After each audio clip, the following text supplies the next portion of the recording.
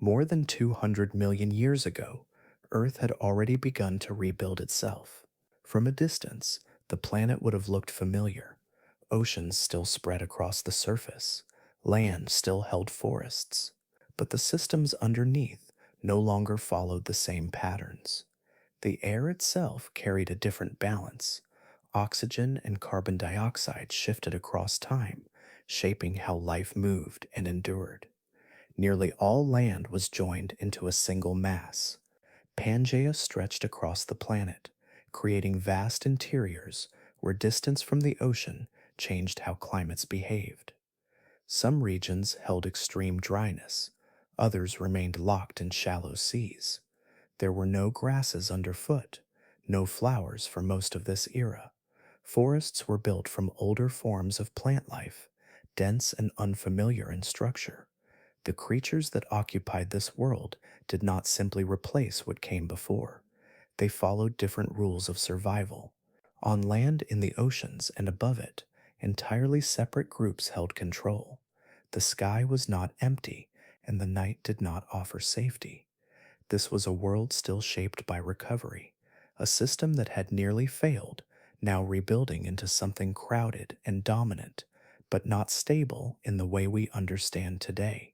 A place where basic assumptions about shelter, movement, and food no longer aligned. But what determines which forms rise to control land, sea, and sky?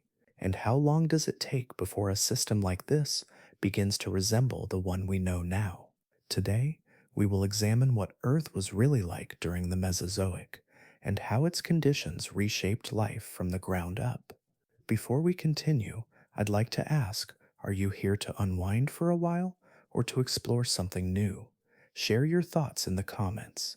And to those supporting this work on Patreon, thank you for making these steady, thoughtful explorations possible. If this kind of calm, immersive journey through Earth's past resonates with you, consider subscribing to the Snoozy Scientist. Now, let's trace how this version of Earth slowly formed a new balance of life. Time stretches differently here, not as a single unbroken age, but as three vast chapters that unfold with their own rhythms, each carrying a distinct balance of life, climate, and movement. The Mesozoic does not hold still. It begins in the long shadow of collapse, then slowly gathers complexity, and finally settles into a world dense with form before everything shifts once more. The first of these worlds emerges in the Triassic, where the planet still carries the quiet aftermath of loss. Land remains largely unified, a single immense body where distance feels compressed and edges are rare. The air is warmer, often dry, and the interior of this supercontinent holds broad regions where life struggles to take hold. Early forests spread cautiously, interrupted by open ground and shifting conditions. Reptilian forms begin to diversify, small and often tentative, testing shapes that will later define entire ecosystems. Movement here feels measured, as if life is relearning its place. The instability of this period lingers beneath every landscape, where survival depends on flexibility rather than dominance. As time continues, the Jurassic unfolds with a gradual widening of possibility. The single landmass begins to fracture, not abruptly, but through slow separation that opens coastlines and reshapes the flow of oceans. Moisture travels differently now, carried across new distances, feeding expanding forests that grow thicker and more continuous. Green spreads in layers, from towering canopies to shaded undergrowth, creating spaces where life can specialize. Large herbivores move through these environments in steady migrations, shaping vegetation as they pass, while predators follow with quiet precision. The atmosphere feels more stable, less strained, and ecosystems begin to interlock in ways that hold their structure over longer spans. This is a world where balance becomes more visible, though never permanent. The Cretaceous carries this progression further, transforming the planet into a place of remarkable density and variation. Continents continue their slow drift, now more clearly separated, forming distinct regions with their own climates and evolutionary paths. Oceans expand into these gaps, influencing temperature and weather in patterns that ripple across the globe. Flowering plants appear and spread, altering not only the appearance of landscapes, but also the relationships between species. Insects, small mammals, and diverse reptiles move within increasingly complex networks of interaction. Food webs deepen, connections multiply, and environments become finely tuned systems where change in one place echoes through many others. The surface of the Earth feels fully inhabited, each space layered with life adapted to its conditions. Across these three worlds, the passage of roughly 180 million years is not a simple rise, but a continuous reshaping.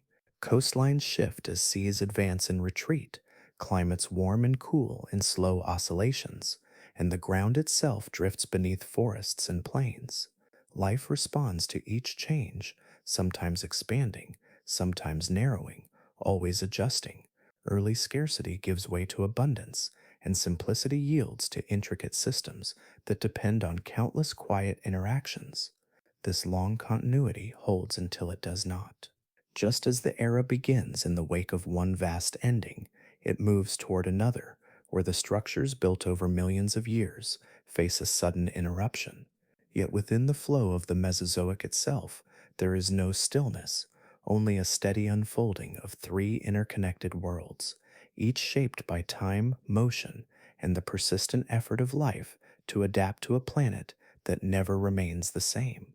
The land does not yet recognize borders, and from horizon to horizon, it holds together as a single continuous body, its surface stretching without interruption across distances that feel almost without end. This is Pangaea, a world where separation has not yet taken hold, where mountains, plains, and basins belong to one vast structure that shapes everything moving across it.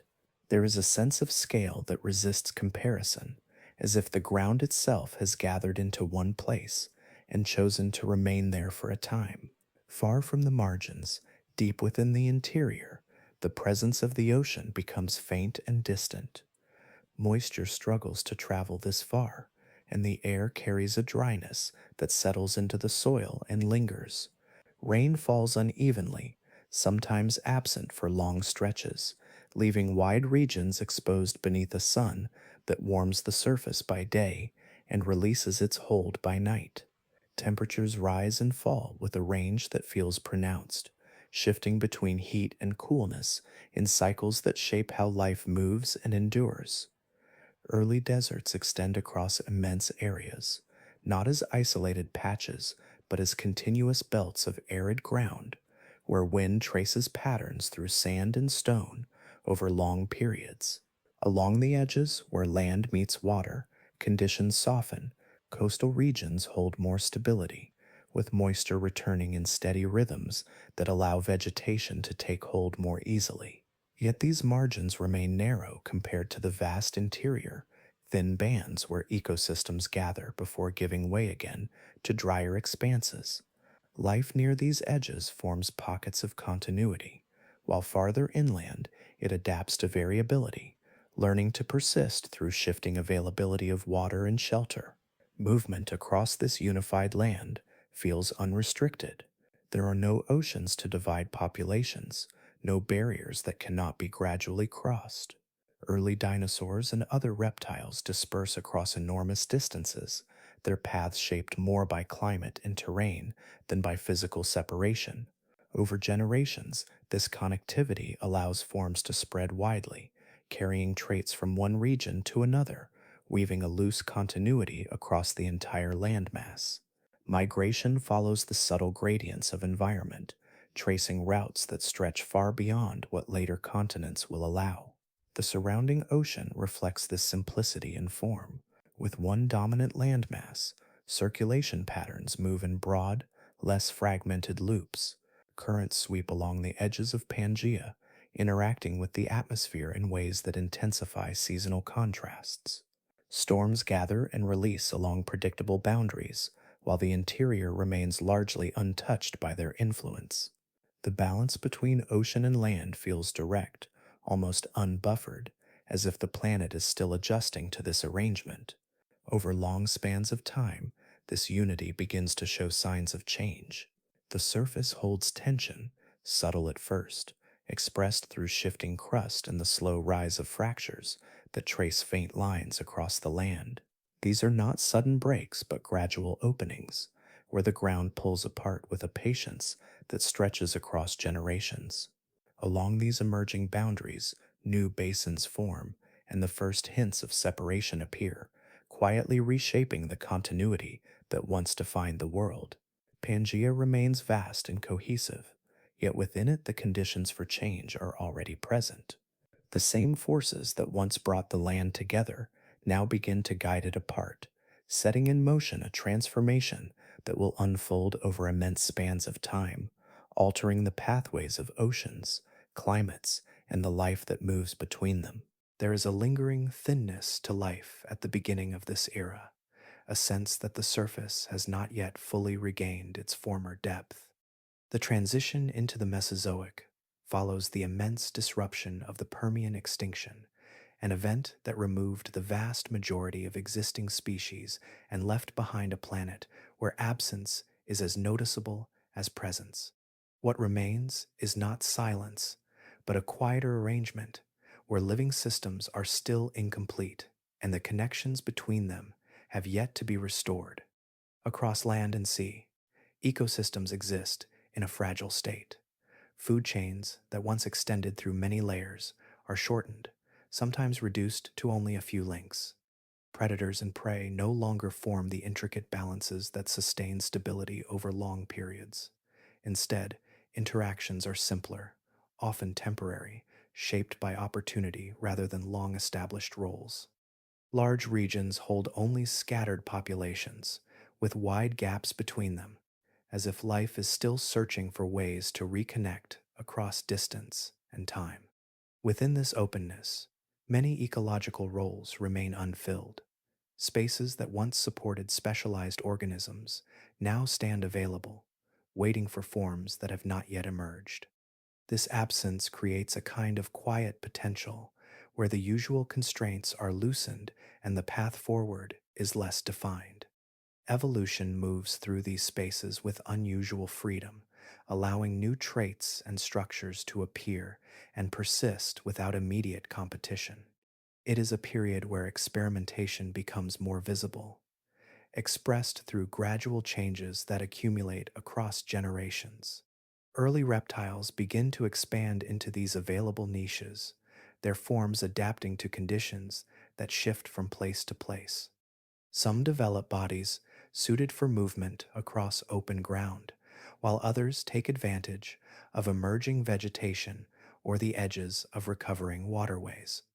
Their diversity grows not through sudden transformation, but through steady divergence, each lineage exploring a different way of existing within a world that has not yet settled. This diversification lays the groundwork for groups that will later become more prominent, though at this stage they remain part of a broader, still forming community. The climate during this recovery adds another layer of pressure. Variability persists, with fluctuations in temperature and moisture that influence where life can take hold and how it spreads. Regions that support growth for a time may shift, requiring organisms to adapt or relocate. These conditions favor resilience and flexibility, qualities that shape the direction of early evolutionary pathways. Survival is less about dominance and more about persistence, about maintaining continuity through changing circumstances. As these processes continue, the structure of ecosystems gradually becomes more complex. New relationships form between organisms, extending food chains and creating feedbacks that stabilize local environments. Plants begin to establish more consistent coverage, providing the foundation for herbivores, which in turn support predators. Each addition contributes to a growing network of interactions, restoring a sense of depth that had been diminished. Within this rebuilding, the outlines of future dominance begin to take shape. Certain groups, particularly among reptiles, show patterns of growth and adaptation that position them to expand further as conditions allow. Their presence becomes more noticeable, not yet overwhelming but steadily increasing, as if the balance of life is shifting toward a new arrangement. The planet, still marked by its recent past, moves forward through this gradual reconstruction. Life does not return to what it was, but instead forms something different, shaped by the spaces that opened and the pressures that followed. In this unfolding, the foundations are laid for ecosystems that will eventually support entirely new dominant forms, emerging from a world that began this era in quiet recovery. Movement begins to refine itself in subtle ways, expressed not through size or force, but through balance, rhythm, and control. Among the many reptiles that inhabit this recovering world, a small group carries a different arrangement of the body, one that shifts weight more directly over the limbs and allows motion to unfold with a steady, forward precision. These early dinosaurs are not immediately noticeable within the wider landscape, yet their presence introduces a new pattern of locomotion that will quietly shape what follows. They remain relatively small, their forms lightly built, with limbs that support the body beneath rather than extending outward to the sides. Many move on two legs, their strides narrow and efficient, conserving energy across distance. This posture allows longer periods of activity where movement becomes less of a burst and more of a sustained flow. Their heads remain alert, scanning low vegetation and open ground, while their bodies maintain a balance that favors quick adjustments rather than heavy impact. Around them, other reptile groups continue to occupy much of the ecological space. Crocodile like relatives, with their own range of forms, move across the same terrain, some sprawling low and powerful, others rising slightly higher with more varied gaits. These groups often fill similar roles, particularly among predators, where competition unfolds through subtle differences in behavior and timing rather than direct confrontation. The environment supports a mixture of strategies, each finding temporary success within shifting conditions. Early dinosaurs tend to occupy positions that require flexibility. Some act as predators of small animals, relying on speed and coordination to capture prey that moves unpredictably across uneven ground. Others adopt omnivorous habits, feeding on a combination of plant material and smaller organisms, allowing them to adjust as resources change. This versatility becomes a quiet advantage, especially in landscapes that have not yet reached full ecological stability. Their movement, more than any single feature, sets them apart. The alignment of their limbs beneath the body reduces the energy lost in each step, allowing greater endurance over time. While other reptiles may rely on short bursts of power, these dinosaurs can continue for longer intervals, covering ground with a consistency that expands their range. This does not lead to immediate dominance, but it allows gradual expansion into areas where sustained activity becomes beneficial. As generations pass, this efficiency accumulates. Small differences in posture and motion influence survival, shaping lineages that refine these traits further.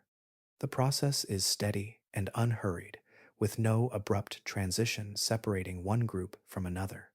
Instead, there is a gradual shift in proportion, behavior, and presence, where dinosaurs begin to appear more frequently within the broader community of life. They do not replace other reptiles at once, nor do they displace them entirely. For long stretches, they remain one group among many, sharing environments and resources within a dynamic balance. Yet their approach to movement and energy use continues to offer subtle advantages, especially as ecosystems grow more complex and interactions become more layered. Within this unfolding, evolution favors those that can move efficiently, respond quickly, and endure beyond brief moments of exertion. Early dinosaurs embody these qualities in quiet ways, their forms shaped not for immediate dominance, but for persistence across time. Their rise is not marked by a single turning point, but by a gradual presence that becomes more established with each passing interval, carried forward by the steady refinement of how a body moves through space. Across the shifting ground of this era, a wider family of reptiles begins to define the structure of life, not as a single lineage, but as a branching network of forms known collectively as archosaurs. Within this group, diversity unfolds in multiple directions at once, producing predators, grazers, and intermediate shapes that share a common ancestry yet diverge in posture, behavior, and ecological role. The landscape holds a layered presence of these animals, each adapted to a slightly different way of moving through the same world. Some grow into large predators, their bodies supported by limbs that extend more directly beneath them, allowing a stance that lifts the torso higher above the ground. This posture creates a different relationship with movement, where steps become more measured and balanced, and the body can sustain longer periods of activity without losing stability. Their heads remain forward facing, their senses attuned to motion across open terrain, while their forms carry a quiet strength that shapes the spaces they occupy. Alongside them, other archosaurs develop herbivorous habits, feeding on available vegetation and forming their own patterns of movement and interaction within recovering ecosystems. Among these varied forms, some resemble crocodiles in overall shape, yet differ in the way they carry themselves. Rather than remaining low and sprawling, certain lineages rise into a more upright gait, their limbs positioned to support weight more efficiently. This adjustment allows them to travel across distances with greater endurance, moving through environments that require both strength and persistence. Their presence adds another layer to the already complex arrangement of life, where multiple strategies coexist, each finding its place within a shifting balance. Dinosaurs, at this stage, remain only one branch within this broader archosaur network. Their forms continue to refine, but they do not yet dominate the landscape. Instead, they exist alongside relatives that often match or exceed them in size and influence. The environment does not favor any single group entirely, allowing a mixture of lineages to persist together, each responding to local conditions and pressures in different ways. Over time, however, the balance begins to shift. Environmental changes continue to shape survival, favoring certain traits while gradually reducing the success of others. Climate variations, fluctuations in available resources, and the ongoing reconfiguration of land and water create conditions that not all groups can navigate equally.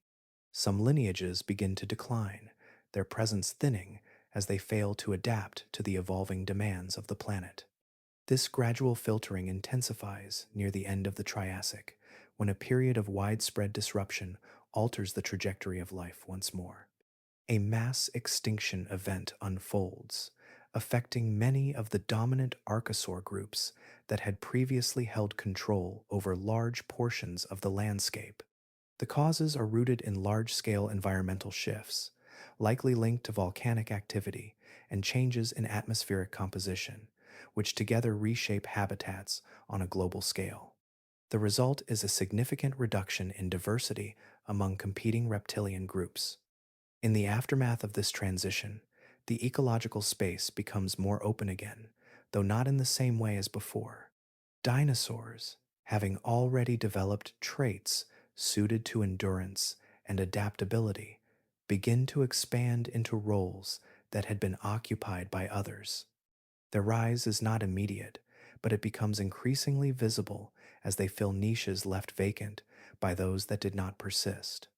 Within this unfolding, the world transitions from a shared dominance among many archosaurs to a landscape where one branch begins to stand apart.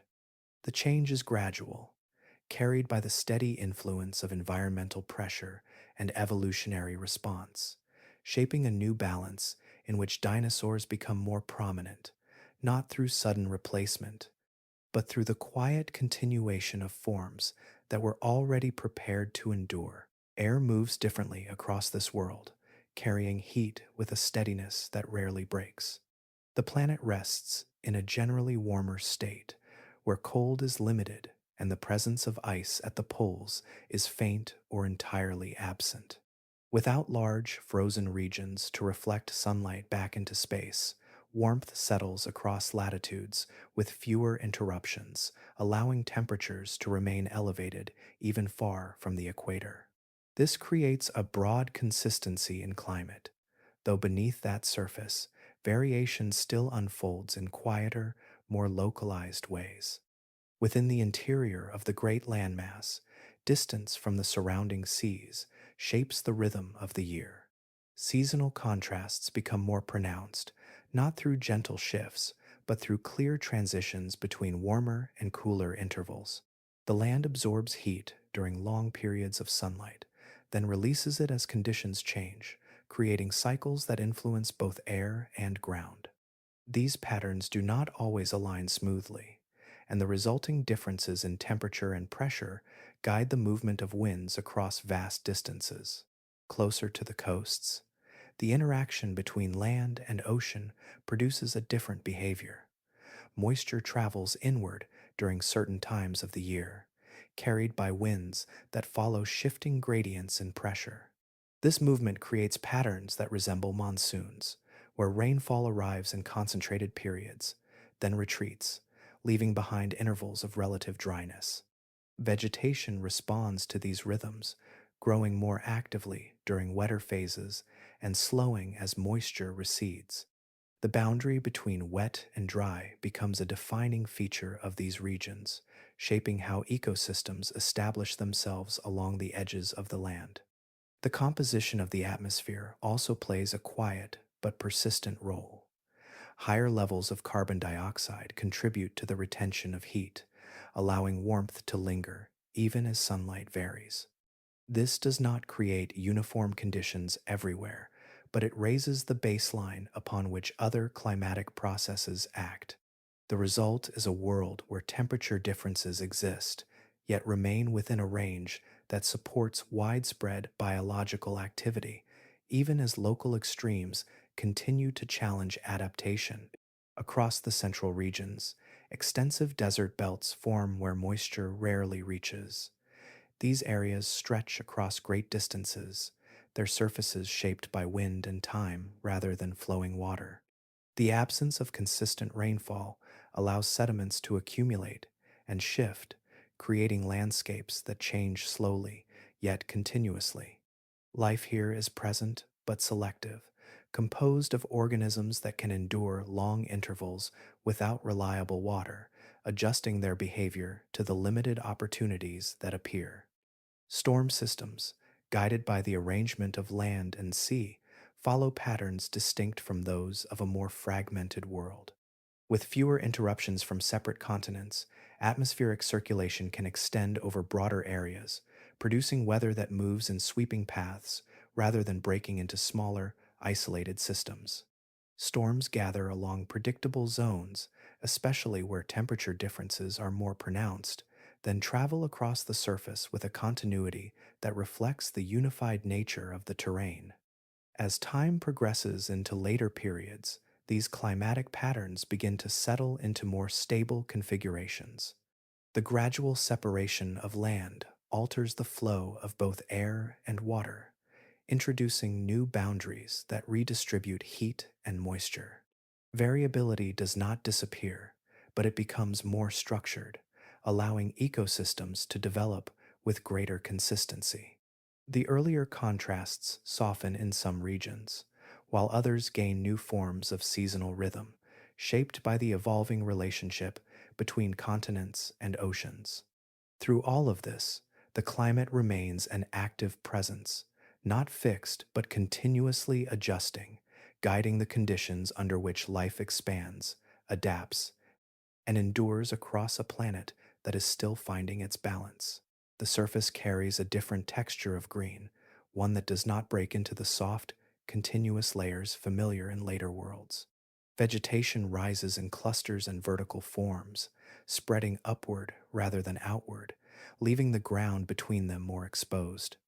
Ferns unfurl in dense pockets, their fronds arching outward in repeating patterns, while conifers stand taller, their needle-like leaves forming canopies that filter light into narrow bands. Cycads occupy the spaces between, their thick trunks and radiating leaves, giving the landscape a structure that feels both ordered and restrained. There are no broad fields of grass to soften the terrain. The ground does not ripple with low, flexible growth, but instead remains uneven, marked by patches of soil, scattered plant cover, and the roots of larger vegetation. Movement across this surface follows a different rhythm, shaped by obstacles and openings rather than continuous pathways. Herbivorous animals adjust to this arrangement, feeding not on soft blades, but on tougher, more fibrous material that requires different methods of processing. Leaves are thicker, often protected by textures that resist easy consumption, and feeding becomes a slower, more deliberate activity. The forests themselves carry a darker tone, not in color alone, but in the way light settles within them. Without flowering plants to introduce variation in structure and brightness, the canopy forms a more uniform layer. Light passes through in controlled amounts, creating an environment where contrast is subtle and gradients shift gradually rather than sharply. Beneath these canopies, the air holds a stillness, and the spacing of plants leaves room for movement without the dense undergrowth that would later define similar spaces. Insects, present yet limited in their early diversity, interact with plants in simpler ways. Without flowers to provide nectar or specialized structures, many of the intricate relationships seen in later ecosystems have not yet formed. Pollination relies less on targeted interactions and more on broader mechanisms, where chance, movement, and environmental factors play a greater role. The absence of flowering plants reduces the range of available niches, and insect populations reflect this, maintaining forms that are effective within these constraints, but not yet diversified into the wide array that will eventually emerge. Plant reproduction follows patterns that depend heavily on spores and cones. Ferns release fine particles into the air, allowing wind and moisture to carry them across distances before settling into suitable conditions. Conifers and cycads produce seeds within cones, structures that protect and gradually release their contents. These methods favor persistence and wide distribution rather than precision, allowing plants to occupy new areas as conditions permit. The process unfolds slowly, with each cycle contributing to the gradual expansion of vegetation across the landscape. Ground cover remains sparse in many regions, particularly where conditions limit consistent growth. Soil is often visible, interrupted by clusters of plants rather than covered by a continuous layer. This openness influences temperature and moisture at the surface, as exposed ground responds more directly to the surrounding climate. It also shapes how organisms move and interact, creating spaces that are neither fully enclosed nor entirely open. Within this arrangement, life adapts to a world where structure comes from height and spacing rather than density and variety. The absence of grass and flowers does not leave the land empty, but it gives it a different character, one defined by repetition, resilience, and a quieter form of complexity that will, over time, give way to new layers of growth and interaction. Scale begins to shift, almost imperceptibly at first, expressed in bodies that grow slightly larger with each passing generation, then continue beyond what earlier forms could sustain. What once moved close to the ground with modest proportions now extends upward and outward, reshaping the presence of life across the landscape. Early large herbivores emerged during the later stages of the Triassic and into the Jurassic, their forms expanding in ways that alter not only their own survival, but the structure of the environments they inhabit.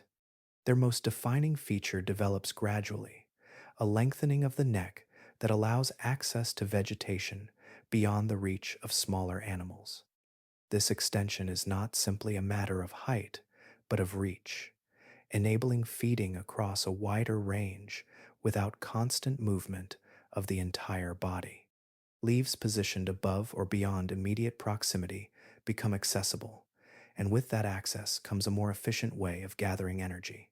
The neck becomes a bridge between body and environment, reducing the need to traverse difficult terrain while still maintaining a steady intake of plant material. As these animals grow larger, their size itself begins to serve as a form of protection.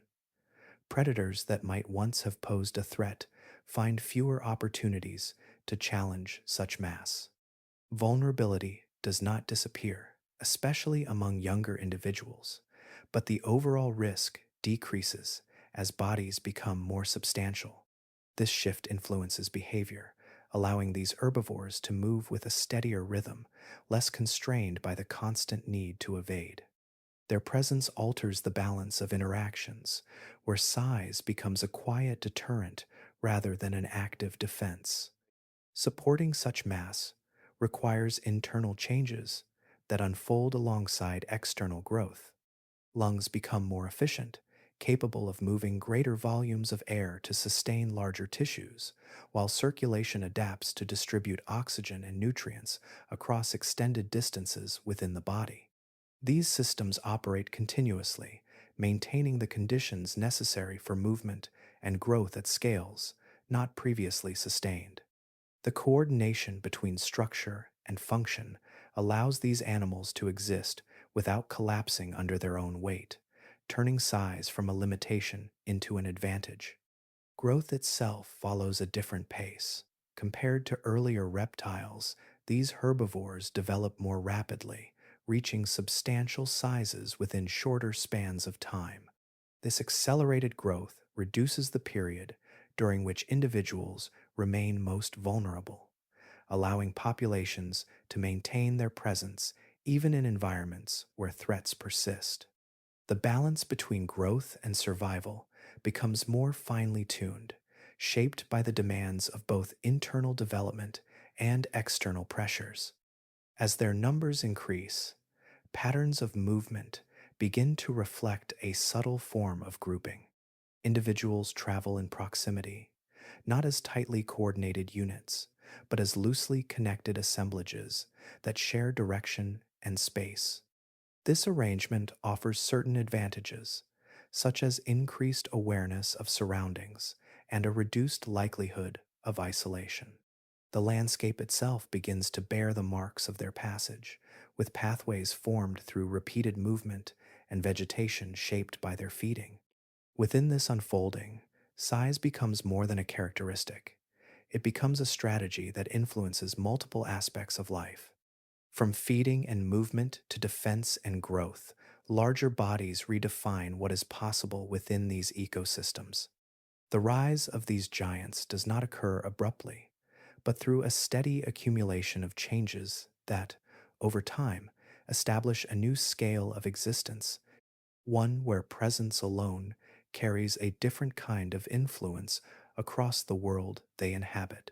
The ground begins to loosen its long held unity, not in sudden separation, but through a slow and continuous pulling apart that reshapes the surface over vast spans of time. What was once a single expanse starts to divide along subtle lines, opening spaces that gradually widen into new boundaries. These changes unfold beneath forests and plains, almost unnoticed at first, yet their effects ripple outward, altering how air and water move across the planet. As land separates, coastlines multiply, edges form where none existed before, creating extended regions where ocean and land meet in shifting patterns. With these new margins comes an increase in moisture carried inland as winds move across water and gather humidity before reaching the continents.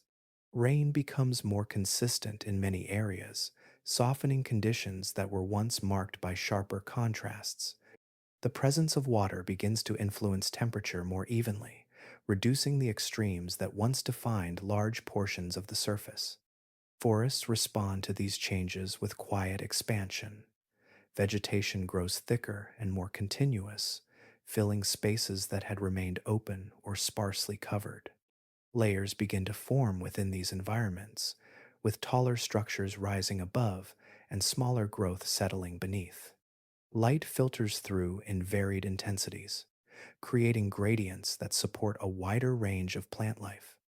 The landscape takes on a deeper texture, where growth is no longer isolated but interconnected across broader regions. Within this evolving environment, dinosaurs begin to diversify at an increasing pace. Forms that once remained limited in number and variation now branch into multiple directions, adapting to the expanding range of habitats. Some develop into large herbivores that move steadily through dense vegetation, shaping their surroundings through constant feeding. Others become predators of significant size, their presence influencing the behavior and distribution of other animals. These groups do not exist in isolation, but as part of a growing network of interactions that define the structure of life on land. The balance between these herbivores and predators establishes a new dynamic. Large bodies move through forests and open areas with a presence that affects the flow of movement and the availability of resources. Predators track these movements, their strategies shaped by the patterns of those they pursue. This interplay creates a more defined system where roles are clearer and relationships more stable over time. The dominance of dinosaurs becomes more apparent not through sudden replacement, but through the steady increase of their influence within these ecosystems. At the same time, the climate settles into a more consistent state. While variation still exists, it becomes less abrupt, allowing environments to maintain their structure for longer periods. Temperature and moisture follow patterns that support sustained growth, reducing the frequency of extreme shifts that once disrupted developing systems. This stability allows both plant and animal life to establish deeper connections, reinforcing the complexity that has been gradually building. Beyond the land, the expanding seas create conditions that support a flourishing of marine life. As continents separate, new ocean basins form, and water circulates through these spaces with increasing complexity. Nutrients move along currents that distribute resources across wide areas, supporting a diversity of organisms that occupy different depths and regions. Marine ecosystems grow richer, mirroring the increasing density found on land. Through these interconnected changes, the Jurassic becomes a period of transformation, where the separation of land, the rise of forests, and the diversification of life converge into a more structured and enduring world. Mass gathers slowly into form, accumulating through generations until it reshapes the scale of life itself. Bodies extend in length and height, not as isolated extremes, but as a consistent pattern that emerges across entire groups. Among these, the sauropods come to define a new dimension of presence, their proportions stretching far beyond earlier limits, their silhouettes rising above the surrounding vegetation with a steadiness that alters how the land is used and perceived. Their size is not static, but sustained through continuous intake. Feeding becomes an almost uninterrupted process, a steady movement of the head and neck across available plant matter, drawing in leaves in quantities that match the demands of such expansive bodies. There is no single moment of satiation that lasts long. Instead, nourishment is maintained through repetition, a rhythm that carries on throughout the day as these animals move gradually through their environment. Within them, digestion unfolds over extended pathways. Food passes through long systems that allow time for the breakdown of fibrous material, extracting energy from plants that would be difficult to process in shorter cycles. This internal length mirrors their external scale, creating a balance between intake and conversion that supports their continued growth and maintenance. The process is slow but efficient in its own way, suited to the steady pace at which these animals live. Movement across the landscape reflects these needs. Rather than remaining in one place, they travel across considerable distances, following the availability of vegetation as it changes with local conditions. Their paths are not random, but shaped by the distribution of resources, guiding them through regions where growth is sufficient to sustain their numbers. Over time, these routes become part of the landscape itself, patterns of passage that influence where plants regrow and how the ground responds to repeated movement. When they travel together, their presence becomes even more pronounced. Groups move in loose formations, their combined mass shaping the terrain beneath them. Vegetation is reduced along their paths, not through abrupt clearing, but through consistent feeding that gradually alters the density of plant life. The ground bears the marks of their passage, compressed and reshaped by weight, while new growth follows in the spaces they leave behind. In this way, their movement becomes a form of quiet interaction with the environment, influencing its structure over time. Defense, in many cases, becomes less about active resistance and more about the scale of the body itself. Their size reduces the number of threats they face, particularly once they reach full growth. Predators may still approach younger individuals, but the largest members of these groups exist with fewer immediate challenges. This allows them to maintain their steady patterns of feeding and movement without the constant need for vigilance or rapid response. The absence of elaborate defensive features does not indicate vulnerability, but rather a different strategy, one where mass and presence provide a form of security. Their bodies, extended and elevated, create a barrier that few can challenge directly. This shifts the balance of interaction, where survival is maintained not through confrontation, but through the simple fact of being too large to easily overcome. Within this unfolding, the landscape adjusts to accommodate these immense forms. Vegetation patterns shift, pathways emerge, and the scale of life expands to include bodies that move with a measured continuity across vast areas. The age of giant herbivores becomes not just a period of larger animals, but a redefinition of how life occupies space, sustained by a steady flow of energy that moves through bodies built to endure. Silence gathers differently in this phase of the world, settling not as emptiness, but as a pause before movement, where attention becomes the defining trait of those who depend on it. Among the evolving forms of this time, large theropods emerge as the primary hunters, their bodies shaped for pursuit and precision. They carry themselves with a balance that allows forward motion to unfold smoothly, each step placed with control rather than excess force, conserving energy while maintaining readiness.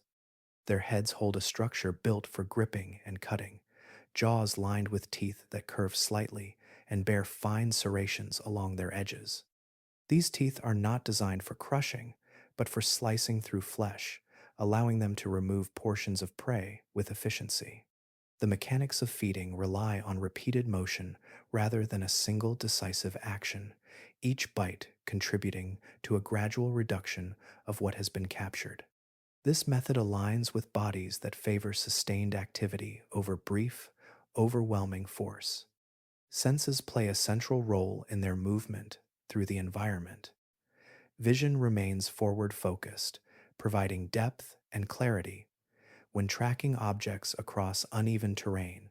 Subtle shifts in motion become detectable at distance, allowing these predators to respond before prey can fully react. Other sensory systems contribute as well, detecting traces left behind or changes in the surrounding atmosphere that indicate recent activity. Together, these inputs form a continuous stream of information, guiding decisions that unfold in real time. Their behavior reflects a degree of flexibility rather than strict specialization. While capable of active pursuit, they do not rely exclusively on chasing down prey over long distances. Opportunities are taken as they arise, whether through direct hunting or by approaching remains left by other processes. This opportunistic approach reduces the risk associated with constant pursuit, allowing energy to be allocated across different strategies depending on conditions. Survival is supported not by a single method, but by the ability to adjust within a range of possibilities. Competition among these predators introduces another layer of influence. Where multiple individuals or species occupy similar roles, interactions become shaped by the presence of others. Encounters may lead to avoidance, where one yields space to another, or to brief confrontations that determine access to resources. These interactions do not always result in direct conflict, yet they influence movement patterns, feeding behavior, and the timing of activity. The landscape becomes a shared space where dominance is not absolute but negotiated through repeated encounters. Speed and endurance develop as essential traits within this context. Limbs are structured to support forward motion over varied terrain, allowing bursts of acceleration when needed, followed by sustained movement that maintains pressure on a target or carries the animal across distance. This combination allows predators to respond to changing situations, whether closing a gap or conserving energy during longer pursuits. The balance between these qualities reflects an adaptation to environments where both immediacy and persistence hold value.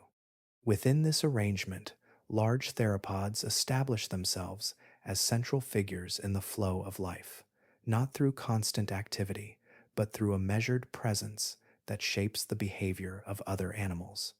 Their influence extends beyond the moment of capture, affecting how prey species move, gather, and respond to subtle cues in their surroundings. In this way, the role of the predator becomes woven into the broader structure of the ecosystem, guiding interactions through a steady, attentive force that operates within the rhythms of the Jurassic world. Above the layered surface, a new dimension of movement unfolds, one that lifts life away from the ground and carries it into open air.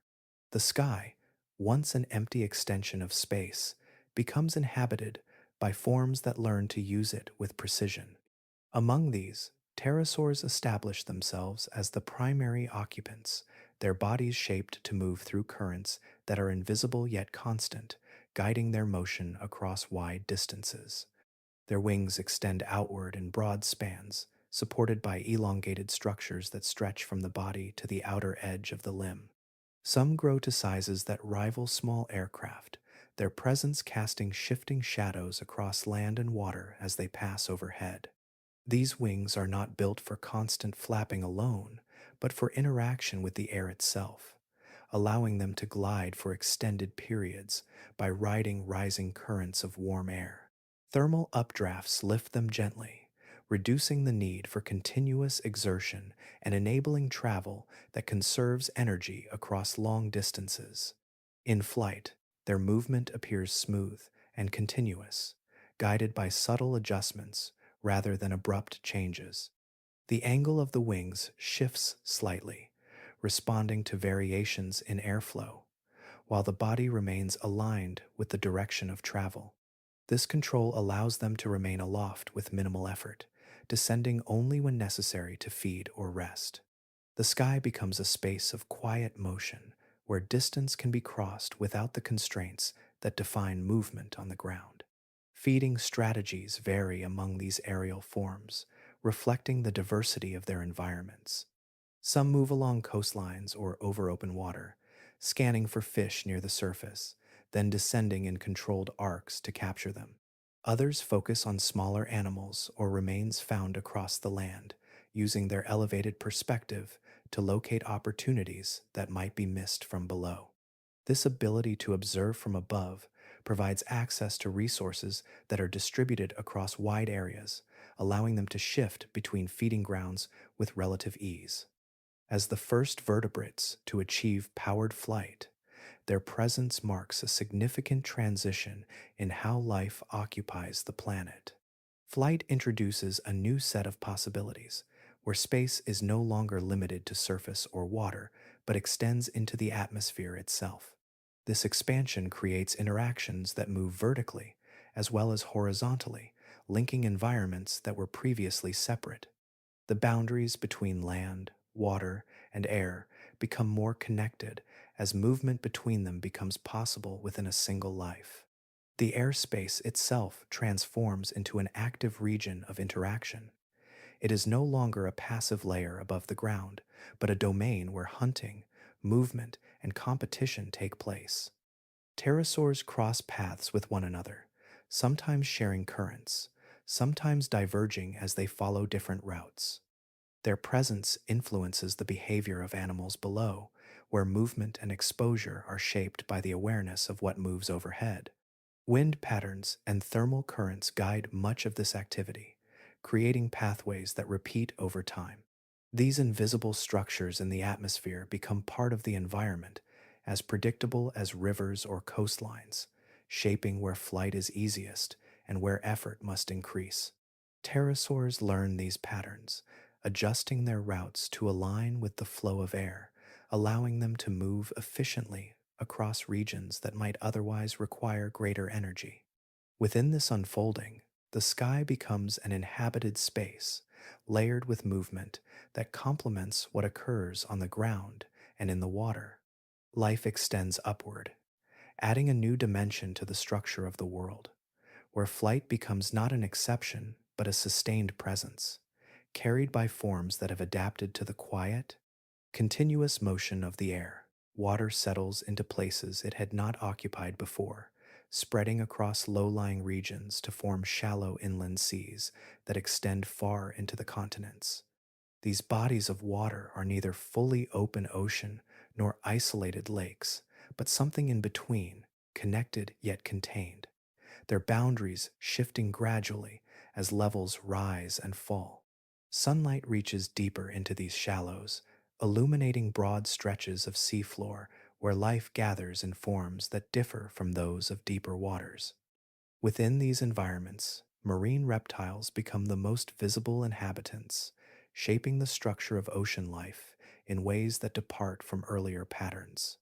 Fish remain present, moving in schools and occupying various depths, yet the dominant forms are those that have returned to the water from land, carrying with them bodies that adapt once more to fluid movement. Their limbs transform into paddles or fins, their shapes streamline, and their breathing remains tied to the surface, linking them to both water and air. Ichthyosaurs move with a form that echoes later marine mammals, their bodies tapered and efficient, their motion driven by powerful tails that push them forward through the water with minimal resistance.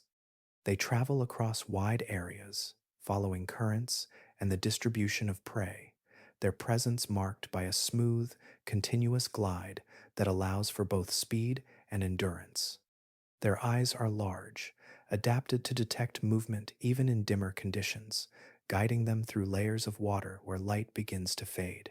Elsewhere, plesiosaurs occupy a different niche, their long necks extending outward from bodies that remain relatively compact.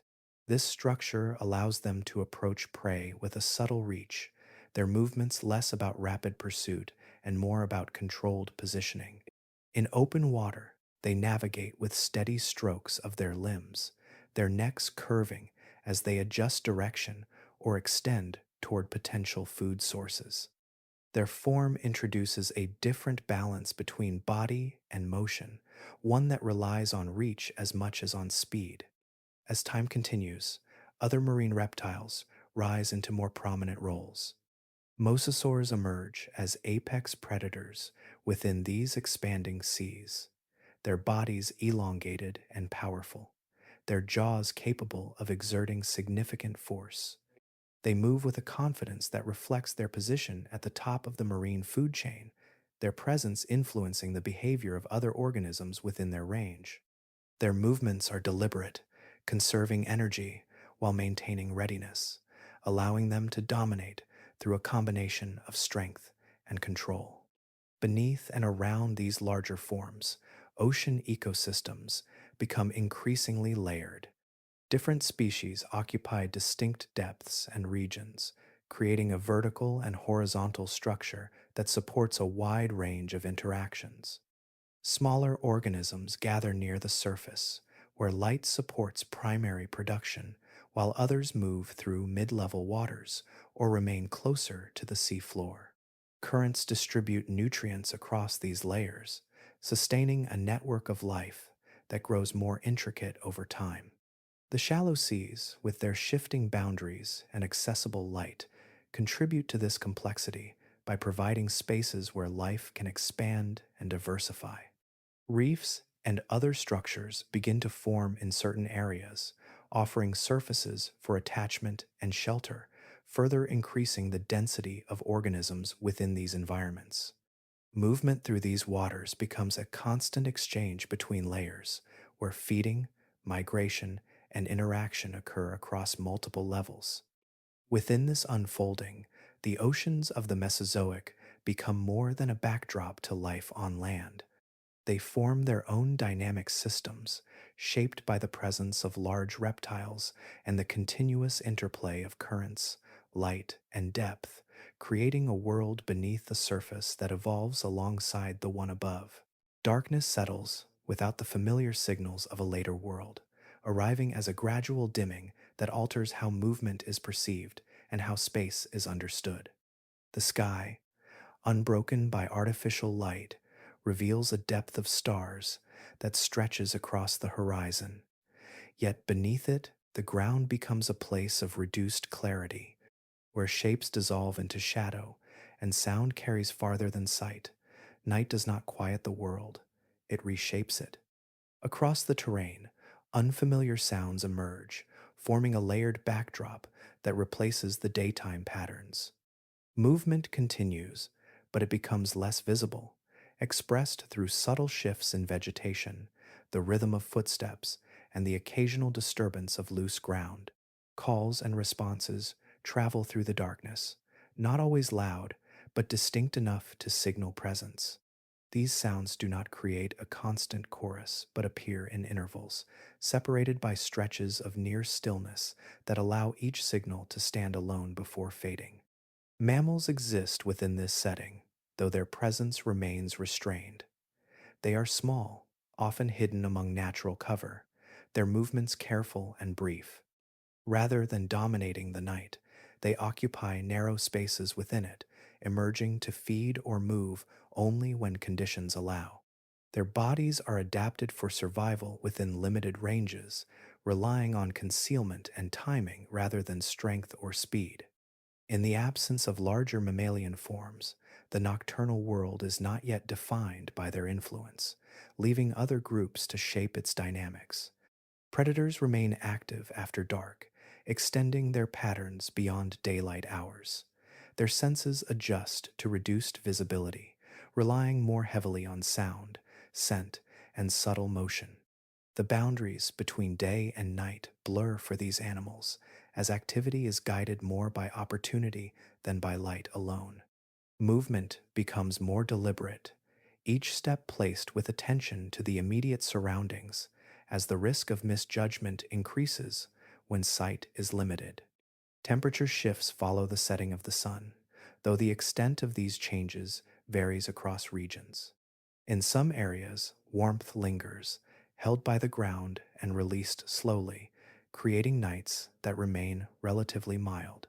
In others, heat dissipates more quickly, allowing cooler conditions to settle in before the return of daylight. These variations influence behavior, determining when animals move and how long they remain active. The air carries these changes subtly, altering the texture of the night without abrupt transitions. Darkness itself does not provide safety. The reduction of light removes one form of awareness but heightens others, creating an environment where detection depends on different cues. Prey species cannot rely solely on concealment, as sound and scent continue to reveal their presence. Predators, while adapted to these conditions, also face limitations, as the absence of clear vision introduces uncertainty into each movement.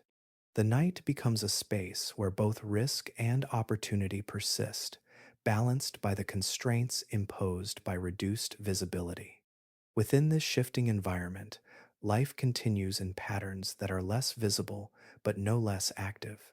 The ground, the air, and the spaces between hold a quiet complexity where interactions unfold beyond the reach of sight. Night on this world is not an absence of activity, but a transformation of it, where the same forces that shape the day continue to operate, guided by different senses and rhythms that define the hours between dusk and dawn.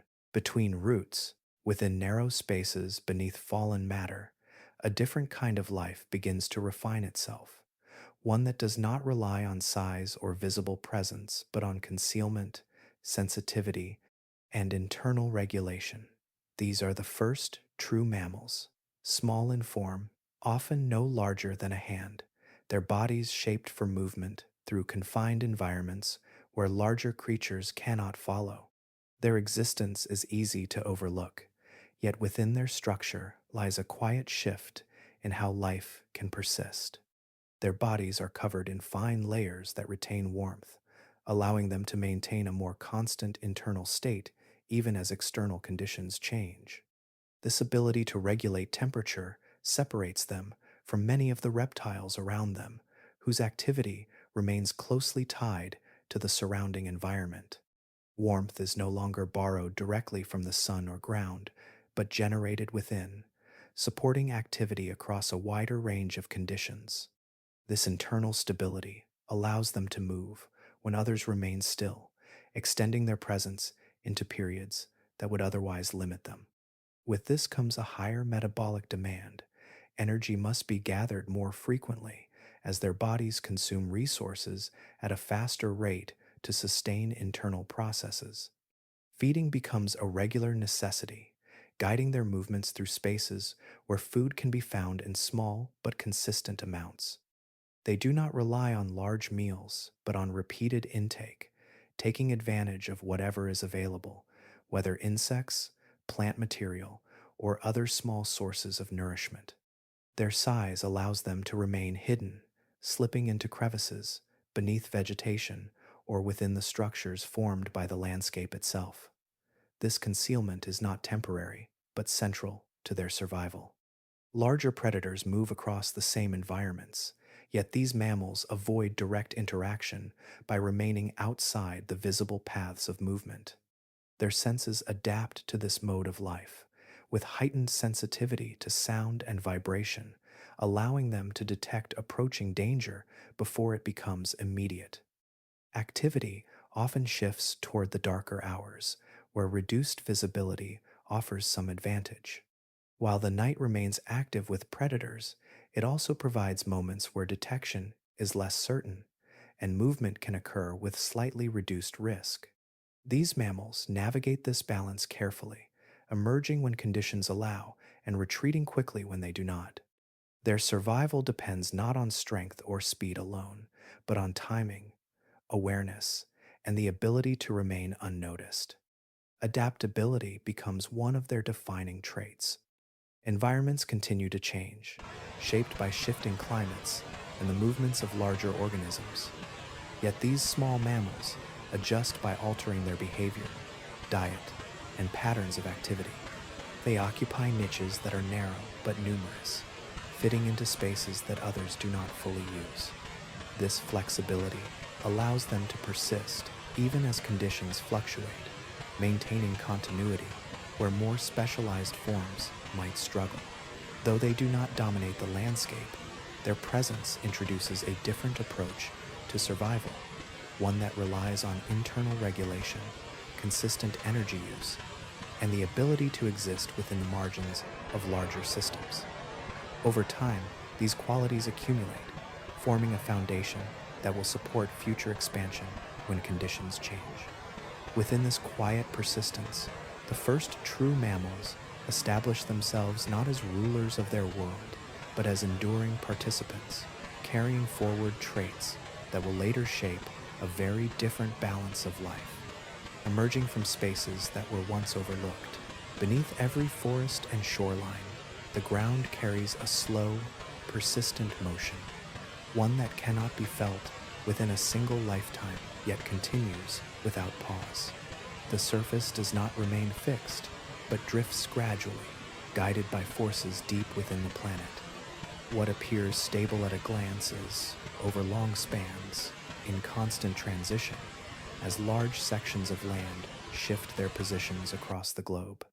This movement unfolds across millions of years, separating what was once continuous into distinct masses that move apart at a steady, measured pace.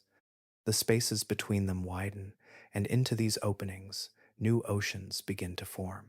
Water fills the gaps, spreading outward and deepening over time, creating basins that reshape the balance between land and sea.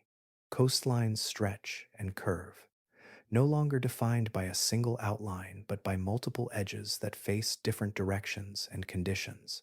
As landmasses drift, their positions relative to the equator and the poles change, and with this shift, climate zones begin to reorganize.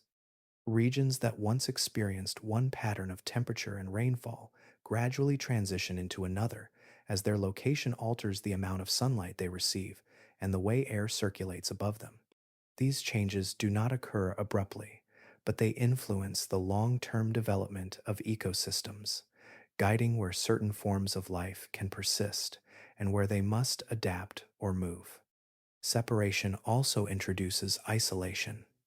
As continents move farther apart, populations that were once connected become divided, their interactions reduced or eliminated. Over time, this isolation allows species to evolve along different paths, responding to local conditions without the influence of distant relatives. Distinct forms emerge, shaped by the specific environments in which they exist, leading to a growing diversity that reflects the varied landscapes now forming across the planet. The oceans that expand between these landmasses develop their own patterns of movement.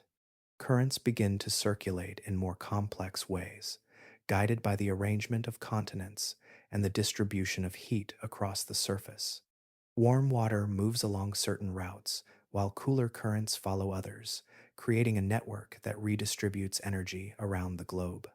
These flows influence climate on land as well, carrying moisture and temperature changes that affect nearby regions.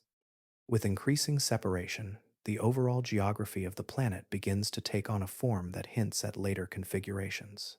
Continents no longer cluster into a single body, but spread into recognizable shapes, each occupying its own space within the global system. The distances between them create boundaries that define new environments, both on land and in the surrounding seas. Mountains rise in some areas, while others flatten or shift, contributing to a surface that grows more varied over time. This continuous motion does not disrupt the flow of life, but redirects it. Organisms respond to the changing positions of land and water, adjusting their distributions and interactions as conditions evolve. Some follow shifting climates, while others remain and adapt, contributing to the diversity that emerges from separation and change. Within this ongoing process, the planet reveals itself as a dynamic system where the ground beneath life is never entirely still. The slow drift of continents shapes the pathways of evolution, guiding the development of ecosystems through gradual, persistent movement that unfolds across the vast scale of geological time. Along the surfaces of certain bodies, a new texture begins to appear, fine at first and easily overlooked, yet distinct from scales and skin that came before. It emerges in small filaments, soft and light, forming coverings that shift with movement and respond to the surrounding air. Among some theropods, these structures develop gradually, spreading across limbs and along the body, introducing a feature that alters how these animals interact with their environment. At their earliest stages, these coverings do not serve for flight. They provide insulation, holding warmth close to the body and supporting a more stable internal temperature. This allows activity to continue under a wider range of conditions, extending movement into cooler periods and maintaining energy without relying solely on external heat. The presence of these structures changes how heat is managed, reducing loss and allowing the body to operate with greater consistency. They also take on roles in display, adding visual variation that can be seen in posture and movement. Subtle shifts in position reveal different patterns, and the arrangement of these coverings becomes part of communication between individuals. These signals do not require sound or direct contact, instead, relying on visibility and motion to convey information. Over time, variation in color, length, and arrangement contributes to a growing diversity within these forms. As these features become more refined, their structure begins to change. Filaments branch into more complex shapes, forming surfaces that can interact more directly with air. In certain lineages, this leads to the development of wings, where forelimbs extend and these coverings align to create broader planes.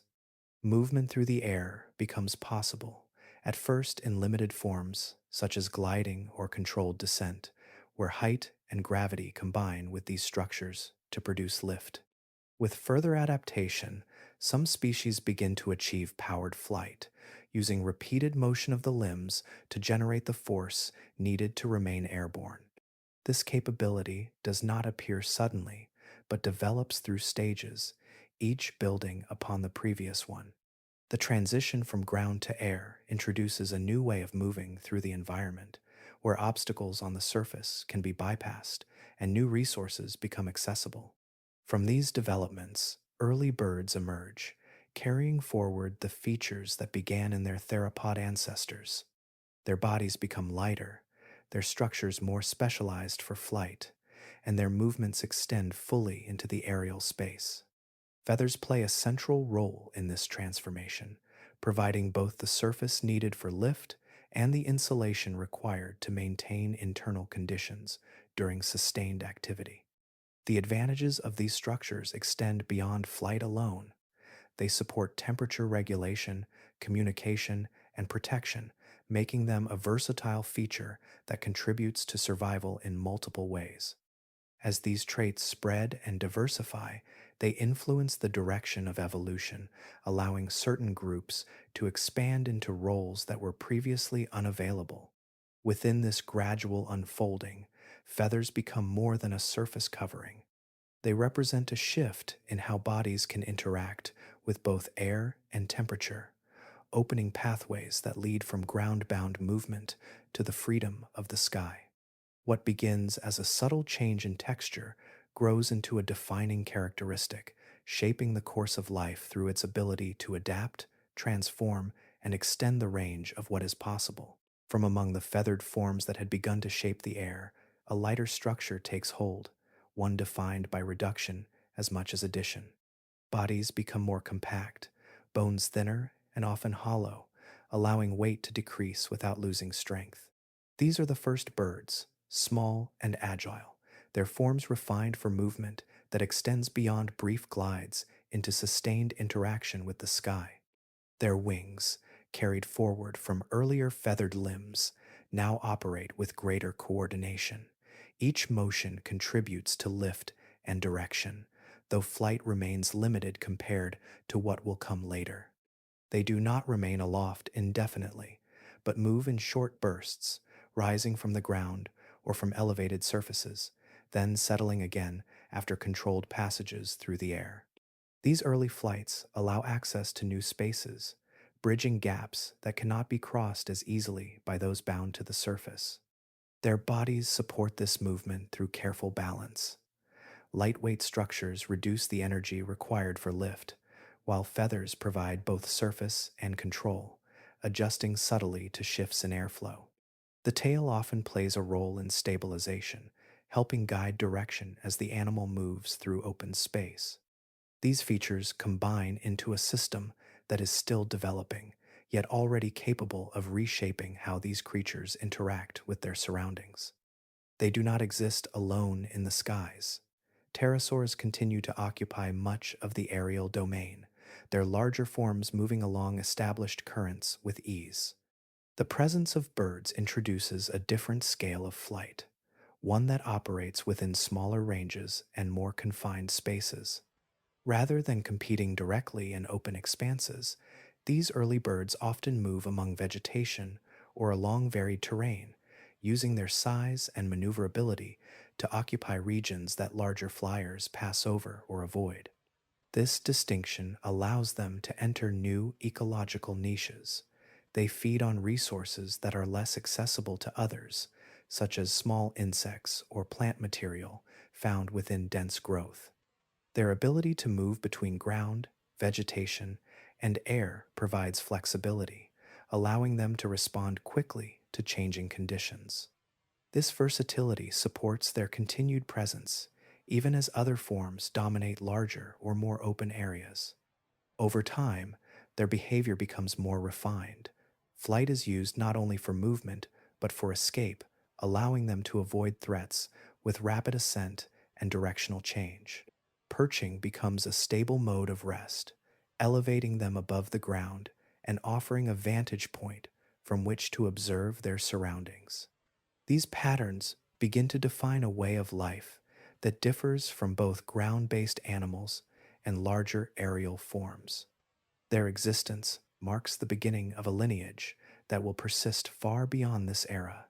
The traits that support their survival, lightweight bodies, efficient use of feathers, and flexible movement across different environments, provide a foundation that allows continued adaptation.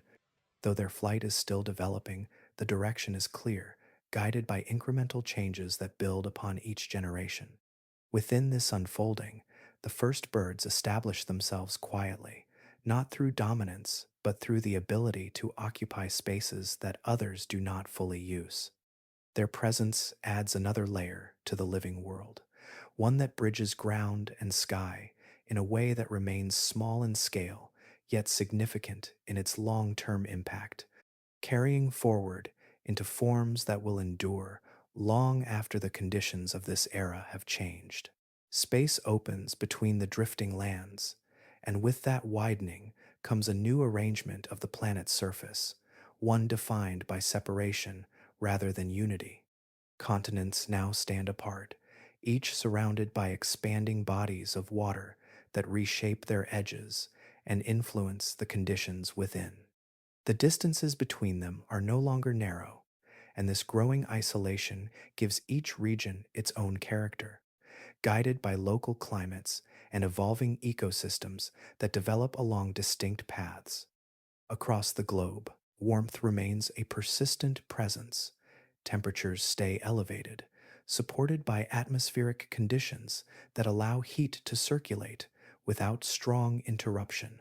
Polar regions, though distant from direct sunlight, do not descend into extreme cold, and the difference between equatorial and higher latitudes becomes less pronounced than in later eras.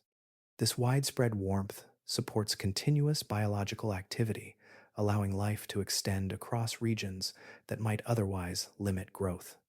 With higher sea levels, water advances over low-lying areas, creating extensive shallow seas that extend into continental interiors. These waters are not deep, but broad and sunlit, providing conditions where life can flourish with relative ease. Nutrients circulate through these environments, supporting a wide range of organisms that occupy different depths and zones. Coastlines become more intricate, with inlets, channels, and margins that connect land and sea in complex patterns. On land, biodiversity reaches a level of richness that reflects the long development of earlier periods. Plant life diversifies, creating varied habitats that support different forms of animal life. Forests, open areas, and transitional zones each host their own communities, where interactions between species become increasingly layered. Herbivores adapt to specific types of vegetation, while predators refine their strategies in response to the behaviors of their prey. Each layer of interaction contributes to a system that is both stable and dynamic, capable of sustaining large numbers of species. In these environments, ecosystems become highly complex. Relationships between organisms extend beyond simple chains of feeding and survival, forming networks where multiple connections influence outcomes. Changes in one part of the system can affect others, creating a balance that is maintained through continuous adjustment. This complexity does not make the system fragile, but rather resilient, as diversity allows for multiple pathways through which energy and resources can flow. Isolation between continents also encourages the development of unique species. Populations that are separated evolve independently, adapting to the specific conditions of their environments. Over time, this leads to forms that are distinct from those found elsewhere, increasing the overall diversity of life across the planet. Each continent becomes a center of its own evolutionary patterns, shaped by geography, climate, and the interactions within its ecosystems. The oceans, now broader and more interconnected, support equally intricate systems. Currents move through the expanding basins, distributing heat and nutrients across vast distances. Marine life responds to these patterns, forming communities that vary with depth, temperature, and location. Shallow seas remain particularly active, serving as zones where productivity is high and interactions are frequent. Within this unfolding, the Cretaceous stands as a period where separation and expansion combine to create a world of remarkable variety. Land and water interact in ways that support a wide range of life, while the continued movement of continents shapes the boundaries within which this diversity develops. The result is a planet where ecosystems reach a level of complexity that reflects the long processes that have guided life from recovery to abundance. Color begins to enter the landscape in a new way, not through the height of towering forms or the repetition of familiar greens, but through smaller structures that appear briefly, then return again with increasing frequency. These are the first flowering plants, angiosperms, spreading quietly at first, then more widely as their method of reproduction begins to alter the rhythm of growth across the land.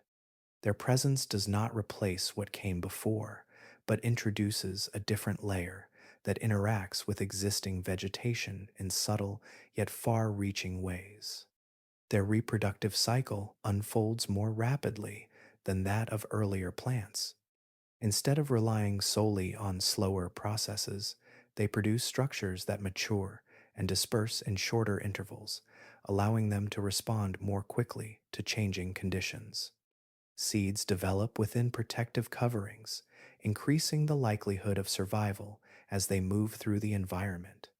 This efficiency allows angiosperms to establish themselves in spaces where other plants might take longer to gain a foothold, gradually increasing their presence across varied regions. These plants also form new relationships with insects, drawing them in through color, structure, and the production of resources that serve as food. Insects, already present but limited in earlier diversity, begin to interact more closely with these plants, moving between them as they gather nourishment. In doing so, they carry reproductive material from one plant to another, creating a more directed form of pollination. This interaction benefits both, allowing plants to reproduce more effectively while providing insects with a reliable source of energy. As these relationships develop, insect populations begin to expand and diversify, adapting to the opportunities provided by flowering plants. New behaviors emerge, shaped by the availability of these resources, and the connection between plant and insect becomes an integral part of the ecosystem. This interaction adds another layer to the network of life, linking organisms across different scales and functions. Herbivores respond to these changes as well. The introduction of flowering plants alters available food sources, providing new materials that differ in structure and composition from earlier vegetation. Some animals incorporate these into their diets, adjusting feeding behaviors to take advantage of what is now accessible. This shift influences patterns of movement and foraging, as herbivores seek out areas where these plants are more abundant, shaping how they interact with the landscape. The presence of angiosperms transforms the visual and structural character of the environment. Landscapes that once relied on uniform patterns of growth begin to show variation, with different forms occupying different layers and spaces. Ground level vegetation becomes more developed in some regions, filling areas that were previously more open. This creates additional habitats, supporting a wider range of organisms and increasing the overall complexity of ecosystems. Over time, these changes accumulate, altering not only individual interactions but the broader structure of life. Plant communities become more diverse, insect populations expand, and animal behaviors adjust in response to new resources. The system grows more interconnected, with each component influencing others in ways that extend beyond immediate relationships. Within this unfolding, flowering plants establish themselves as a significant force in shaping the environment. Their ability to reproduce efficiently, interact with other organisms, and occupy varied spaces allows them to spread across the land, contributing to a transformation that deepens the complexity of ecosystems and sets the stage for further evolution within a world that continues to change. Small movements begin to multiply across the landscape, subtle at first, then increasingly present as the spaces between plants fill with activity that is quick, precise, and continuous.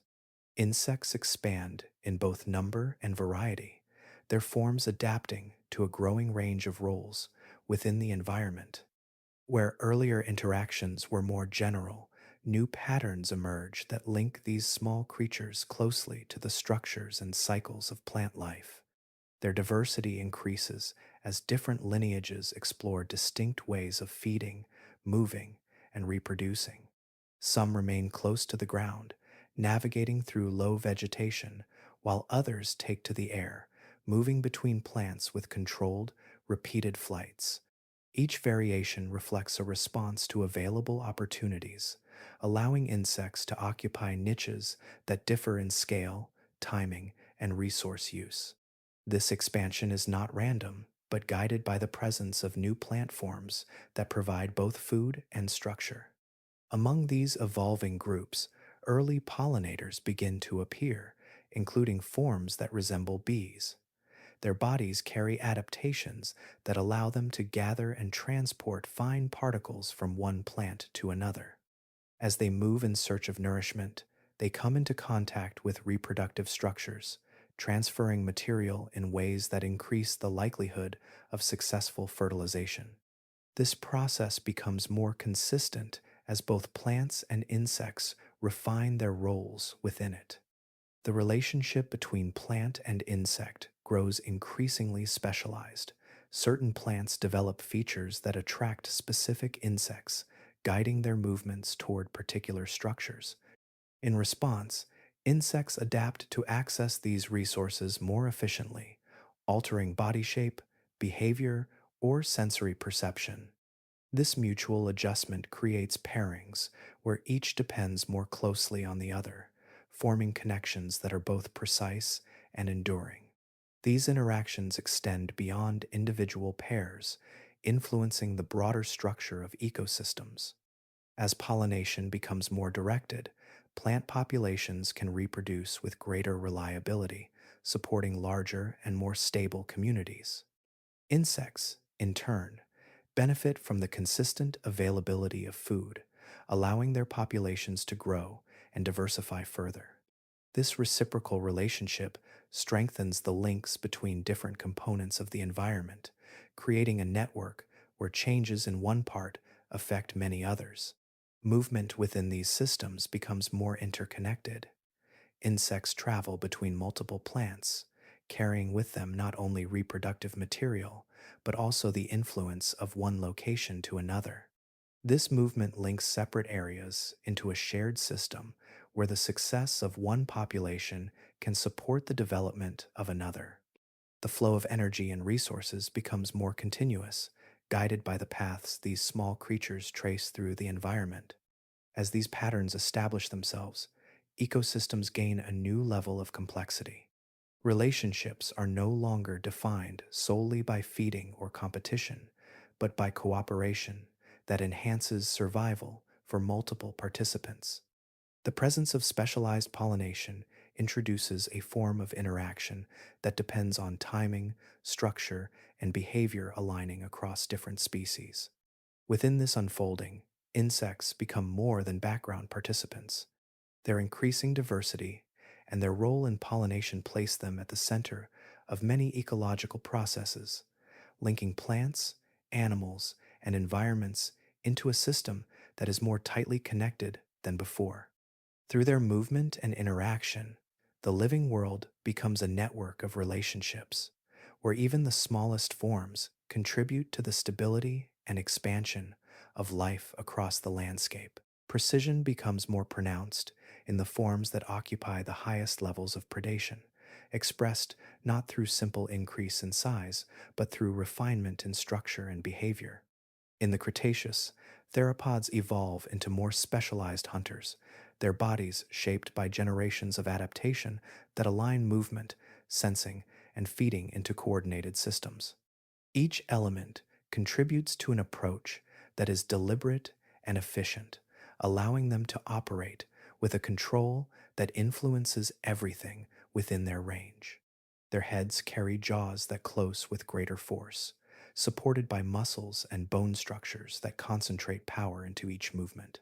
Teeth vary in shape and size, some built for slicing through flesh, others for gripping and holding, reflecting differences in feeding strategies among species. These variations allow predators to target different types of prey, reducing direct competition while expanding the overall reach of predation within the ecosystem. The act of feeding becomes more than a simple capture, it becomes a process shaped by specialization. Movement complements this refinement. Limbs are structured to support both stability and controlled bursts of speed, allowing these animals to approach, pursue, and respond to shifting conditions. Balance is maintained through the alignment of body and tail, enabling precise adjustments in direction. This coordination reduces wasted energy, allowing longer periods of activity and increasing the likelihood of successful hunts. The body operates as a unified system where each motion contributes to the outcome. Evidence suggests that some of these predators do not always operate alone. Patterns observed in fossil records indicate that certain species may have engaged in forms of group behavior, moving in proximity and potentially coordinating actions when pursuing prey. This does not imply constant cooperation, but it introduces the possibility of shared strategies where individuals benefit from the presence of others.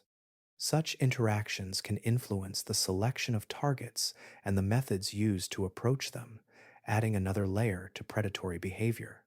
These developments position theropods as apex predators within their environments. Their presence shapes the structure of food chains, influencing not only the species they hunt, but also the distribution and behavior of organisms at multiple levels. Herbivores adjust their movements and groupings in response to predation pressure, while smaller predators adapt to the presence of larger competitors. The influence of these apex hunters extends outward, guiding patterns that ripple through the entire system. As ecosystems grow more complex, the role of these predators becomes more defined. They occupy positions where control is maintained through a balance of strength, efficiency, and awareness. Their interactions are not constant, but occur at intervals that align with the rhythms of the environment, allowing prey populations to persist while still being shaped by predation. Within this arrangement, specialization allows for a range of strategies to coexist. Different theropod species occupy slightly different niches, targeting varied prey or operating within distinct habitats. This diversity among predators contributes to the overall stability of the ecosystem as it distributes pressure across multiple pathways rather than concentrating it in a single form. Through these gradual refinements, advanced theropods establish themselves as central figures in the living systems of the Cretaceous.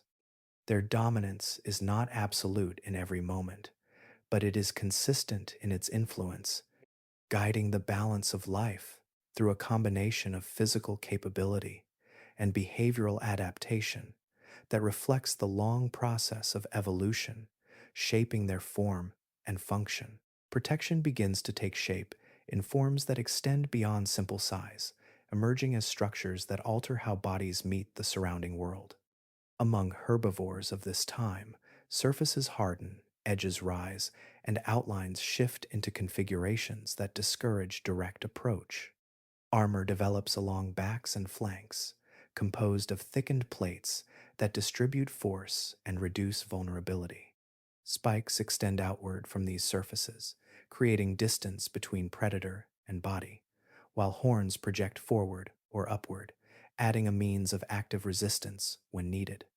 These features do not appear all at once, but accumulate gradually, each addition building upon what came before.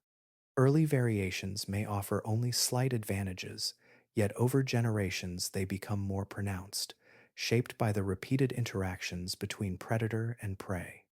The presence of these defenses alters the outcome of encounters, making successful attacks less certain and encouraging adjustments in both behavior and strategy on both sides. Alongside physical changes, patterns of movement begin to shift. Herding becomes more common as individuals gather in groups that provide collective awareness and mutual protection. Within these assemblages, positioning takes on importance. Individuals at the edges remain more exposed, while those within the center benefit from the presence of others around them. Movement occurs in coordinated ways, where direction and pace are influenced by shared responses rather than isolated decisions. This grouping introduces a form of social structure that extends beyond simple proximity. Signals pass between individuals, sometimes through movement, sometimes through sound, allowing the group to respond as a unit to changes in the environment. Young individuals remain close to larger ones, gaining protection while learning the patterns of movement that define the group. Over time, these interactions become more consistent, forming a structure that supports survival across generations. The development of these behaviors reflects a deeper influence of predator pressure.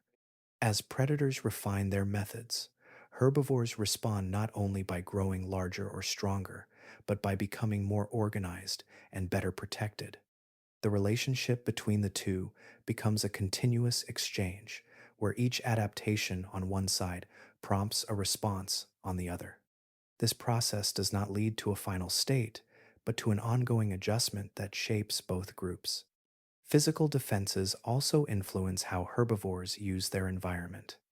Movement through vegetation, across open areas, or along established paths is guided by the need to maintain visibility and cohesion.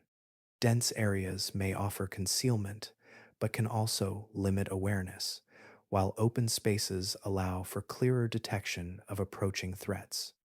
Groups adjust their positions accordingly, balancing the need for food with the need for safety.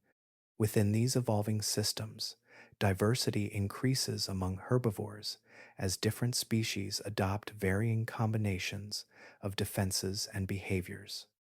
Some rely more heavily on armor, others on speed or grouping, and still others on a combination of traits that suit their particular environment. This variation contributes to the overall complexity of ecosystems, as each strategy interacts differently with the pressures it faces. Through these gradual developments, herbivores transform from passive participants into active responders within their environments. Their bodies and behaviors reflect the influence of those that hunt them, creating forms that resist, deter, and adapt in ways that extend beyond individual survival. The result is a landscape where protection is not a single feature, but a layered system of structures and interactions, shaped continuously by the presence of predation and the need to endure within it. The air itself carries a history of change, invisible yet constant, shaping the conditions under which every organism moves and breathes. Its composition does not remain fixed, but shifts over long intervals, with levels of oxygen and carbon dioxide rising and falling in response to processes that extend across land and sea. These fluctuations alter the balance of the atmosphere, influencing how energy is stored, transferred, and used throughout the living world. Oxygen levels, at times higher or lower than in later periods, affect the efficiency with which animals sustain activity. When concentrations increase, respiration can support more extended movement, allowing bodies to maintain effort over longer durations. When levels decline, the same processes require adjustment, influencing behavior and limiting the intensity or duration of exertion. These changes do not occur abruptly, yet they guide the development of physiology across generations, shaping how organisms use the air they depend on. Carbon dioxide plays a different role, contributing to the retention of heat within the atmosphere. Higher concentrations allow warmth to remain more evenly distributed, reducing the extremes between regions and maintaining a generally warmer global climate. This warmth influences plant growth, as carbon dioxide serves as a key component in the processes that convert sunlight into stored energy. With greater availability, plants can grow more extensively, supporting larger and more continuous vegetation across the landscape. The interaction between these atmospheric elements creates conditions that favor widespread biological activity. Warmer average temperatures allow life to extend into regions that might otherwise remain less hospitable. Growth cycles continue without prolonged interruptions, and ecosystems maintain their structure across longer periods. The absence of large, persistent ice formations at the poles contributes to this stability, as there are fewer reflective surfaces to reduce incoming solar energy and fewer barriers to the movement of heat around the planet. Without extensive polar ice, the distribution of temperature becomes more gradual. Differences between equatorial and polar regions exist, yet they are less pronounced, allowing a broader range of habitats to support diverse forms of life. This contributes to the expansion of ecosystems into areas that would later experience more severe limitations, creating a continuity of conditions that supports both plant and animal communities across wide latitudes. The atmosphere also interacts with the movement of land and water, influencing how heat and moisture circulate. As continents shift and oceans expand, patterns of wind and current adjust, redistributing atmospheric components in ways that affect regional climates. These changes feed back into the system, altering conditions for growth and survival, and continuing the cycle of adjustment that defines the era. Plants respond to these atmospheric conditions by adjusting their growth patterns, expanding where conditions allow, and adapting where they must. Their presence, in turn, influences the composition of the air, as they absorb carbon dioxide and release oxygen, contributing to the ongoing balance. This interaction forms a continuous exchange, where the atmosphere and the biosphere shape one another over time. Within this evolving system, the air becomes more than a passive medium. It acts as a dynamic component of the planet, guiding temperature, supporting life, and responding to the changes that occur across the surface. The fluctuations in its composition do not disrupt the continuity of life, but they shape its direction, influencing the scale and complexity of ecosystems in ways that remain subtle yet profound throughout the Mesozoic. Sound moves through this world with a different weight, carried not by the familiar patterns of later eras, but by tones that settle deeper into the air and ground. The absence of modern bird songs leaves the soundscape less varied in pitch, with fewer rapid, high notes that break into quick sequences. Instead, the atmosphere holds longer, lower vibrations, calls that travel with a steady presence and linger as they pass through space.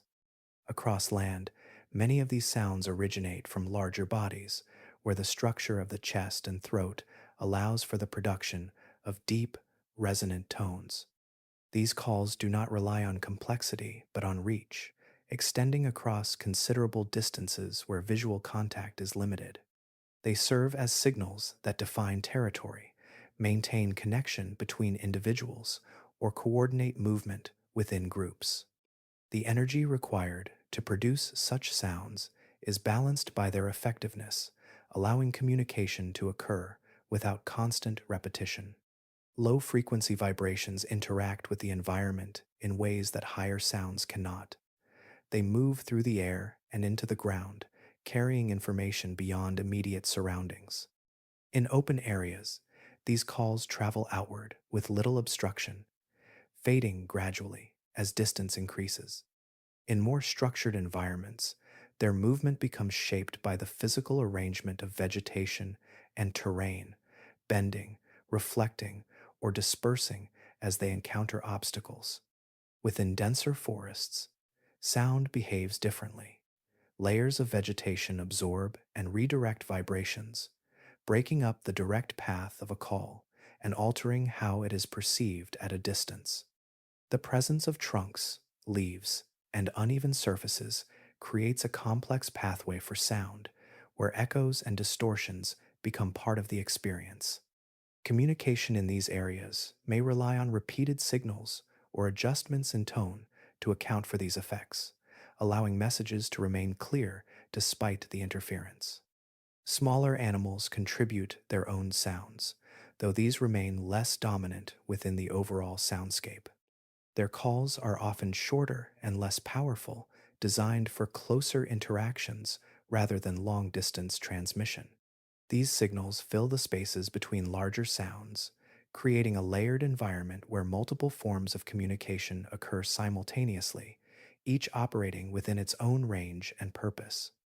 At night, the absence of light alters how sound is used, though it does not necessarily increase its volume. Instead, the reliance on auditory signals becomes more pronounced as visibility decreases and other senses take precedence.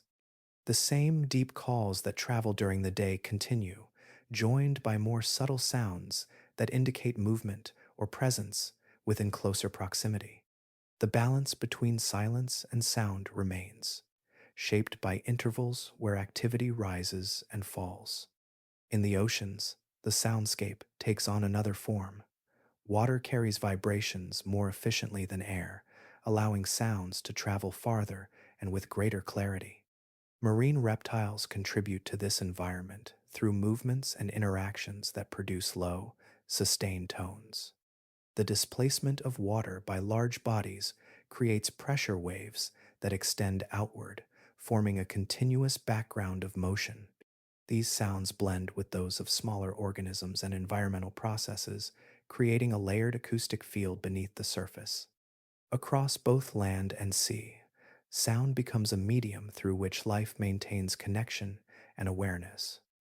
It moves through environments shaped by structure and distance, adapting to the conditions of each space.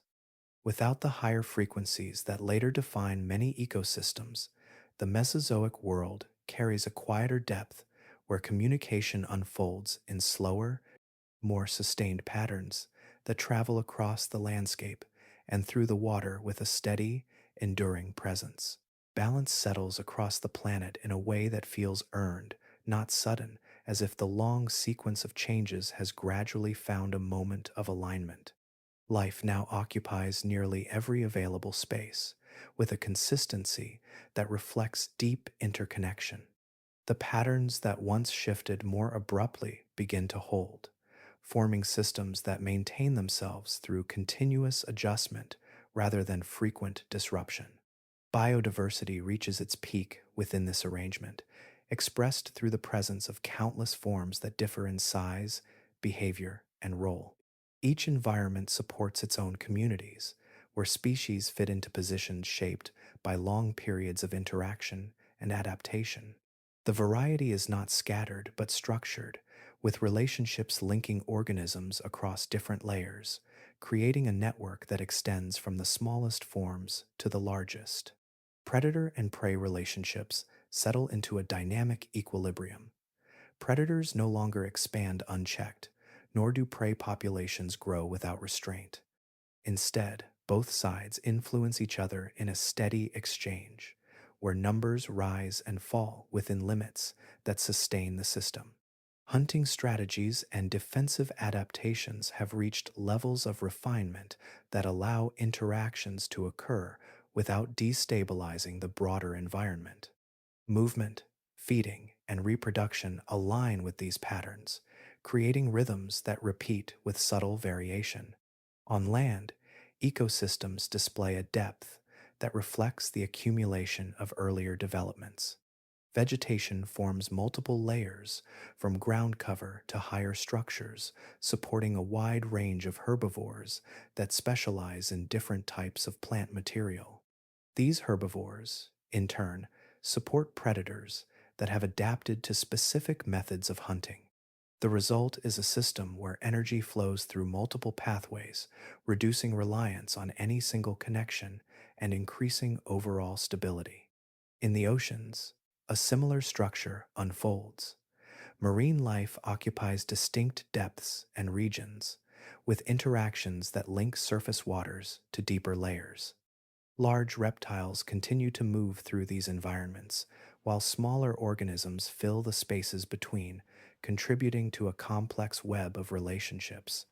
Currents distribute nutrients in patterns that remain consistent enough to support long-term growth, allowing marine ecosystems to maintain their structure across wide areas. The atmosphere, the land, and the oceans now interact in ways that support this stability.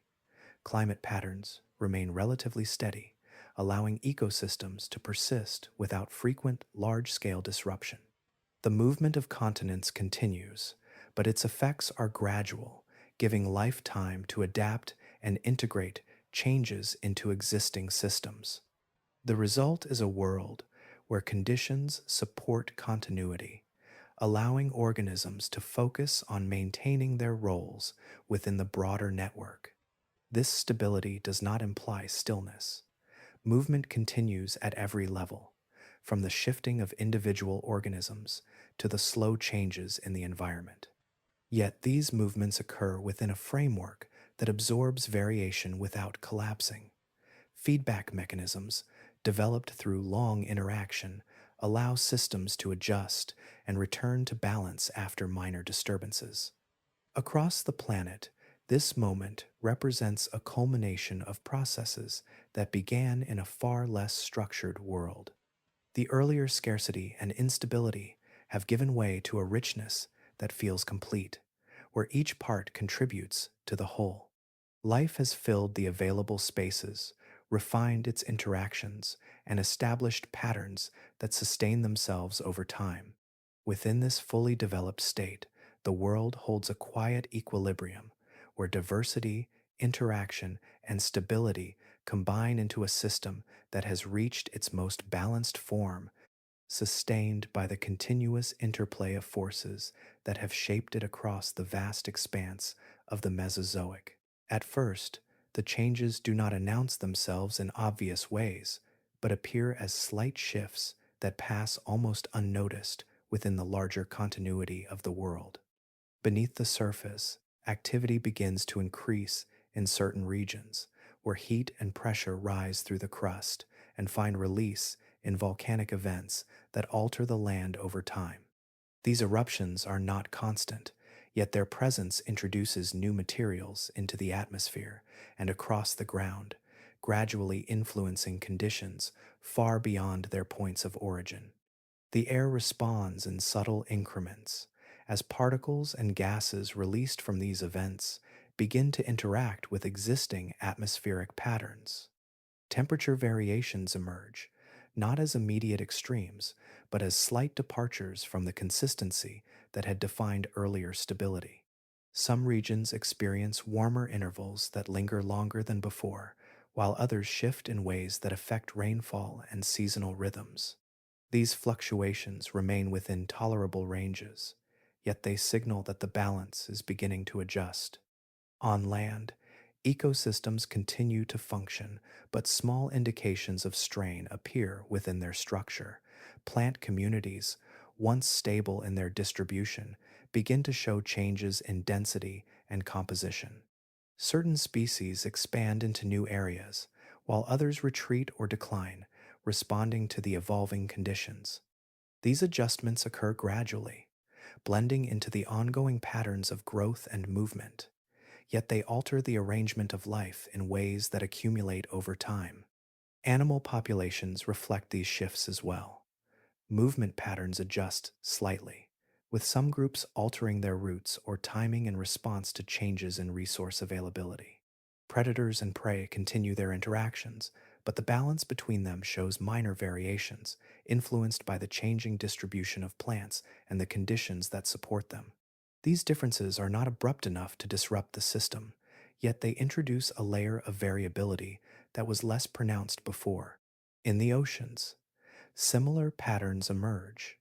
Changes in temperature and circulation affect the distribution of nutrients, influencing where marine life gathers and how it moves through different depths. Some areas become more productive, while others experience subtle declines, leading to shifts in the composition of marine communities.